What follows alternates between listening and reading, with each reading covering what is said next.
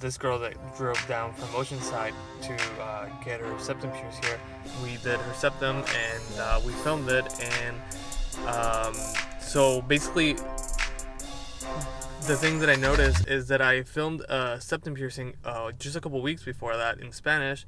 It only got like 500 views in the month that has been up, and then the one in English got like 5,000 views in the first week. So I've noticed that even in my demographics on the analytics, I can see that a lot of you guys are watching my videos from the States. And so basically I wanted to make a follow-up video on the piercing procedure, since I saw that you guys have some questions and kind of wondering how it is that how I do the piercings and whatever other information you might or other questions you might have on the video.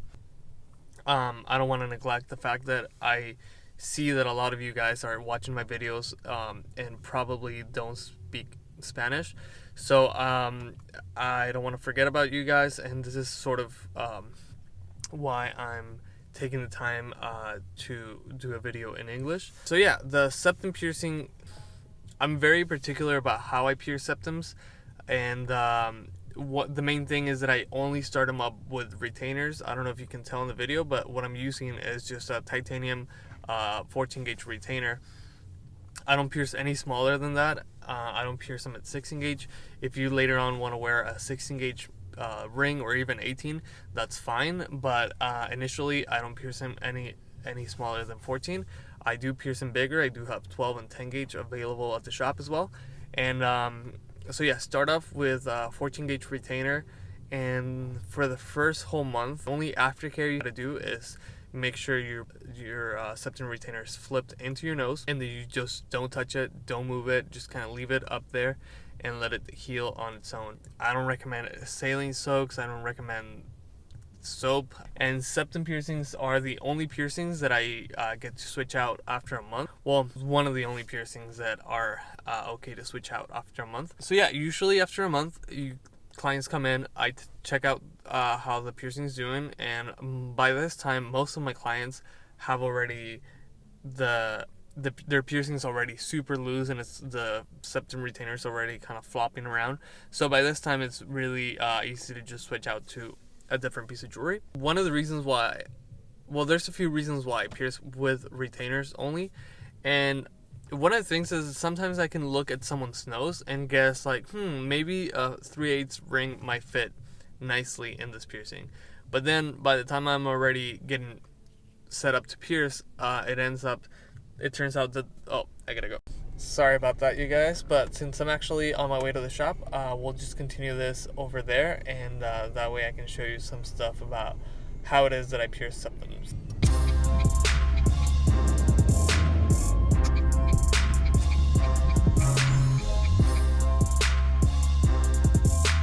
Usually my clients will want a really snug ring around their piercing, and I can't do that initially. And the thing is that if I'm trying to go for a really snug fit, and I anticipate that it's going to be a 5/16 ring, and then I put that on there and it fits a little bit too snug, then I'm not going to take that out and then switch out to a 3/8. And so what I do is just pierce all of them with a retainer, and then once healed, I'll just flip down the retainer, and that way I can get a really accurate measure of how big the ring has to be. So that way, when the piercing's healed, I can put something really snug, and it's not gonna affect anymore because the piercing's already healed, as opposed to putting the snug fitted ring initially and having more issues while it's healed. Because the main thing about the piercing is that you don't want to have it under pressure, like any sort of pressure. So when you have a really fitted ring, you can have a little bit of tightness around the piercing, and that's just gonna make it sore, and it's just gonna take longer to heal. If you have a looser fitted ring, that tends to move a lot more, so it's gonna move not only side to side but also kind of forward and back, so it's just gonna take an effect on the healing process.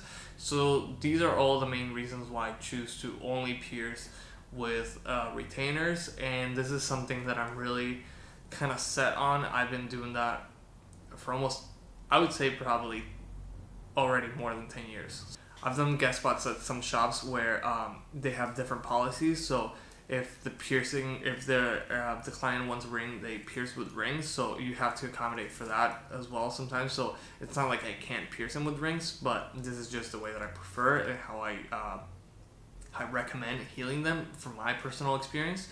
And the same goes to other shops that I guest spotted at, where they're like, just do whatever you feel most comfortable with, and that's fine. So I kind of like that mentality where a shop owner just lets you do whatever you feel more comfortable with. Same as with my spot, if any piercer comes down and wants to guest spot here and they want to pierce a different way, they're allowed to do that too. I'm set on the way that I prefer to do things, but if I know that other things work for other piercers as well, and that's fine. So basically what I'm trying to get at is that this is just the way that I prefer to pierce. So if you go somewhere else and they do things differently, that doesn't mean that they're doing it wrong. It's just there's different approaches to piercings, and this is just the way that it has worked the best for me, and that's just it. I was wanting to talk a little bit about the actual procedure. The other thing that I really enjoy about piercing with retainers is that it's just really quick. I can just perform the piercing, slide the jewelry in, flip it up, and then that's it. There's no more twisting or having to bend a ring or having to screw on balls or having to use pliers to like pop a bead in or anything like that. So that's the other thing that I like about the piercing, that even though it's not a very painful piercing, it's a very sensitive piercing. It makes your eyes water, and it's just kind of right in your face. So I try to get it done as quickly as possible. I wouldn't want to get pierced and then have a piercer, have to deal with pliers and bending and screwing on, or having to pop a bead and then it's not tight enough and you have to take it out and close the ring again and pop it back on. So that's just what makes sense to me. And the other thing that I want to talk about is the fact that, so these are what I use as receiving tubes. These are basically just needle blanks from IS Needles, and what it is just a piercing needle that doesn't have a bevel, so it's just the actual tubing.